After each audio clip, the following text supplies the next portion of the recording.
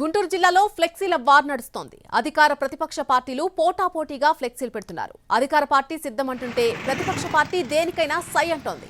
గుంటూరులోని ప్రధాన రహదారుల్లో పోటాపోటీగా బ్యానర్లు, ఫ్లెక్సీలు కడుతున్నారు. దారి పొడుగునా ఇలా ఏర్పాటు చేయడంపై ఫ్లెక్సీల యుద్ధం నడుస్తుందని చెబుతున్నారు స్థానికులు.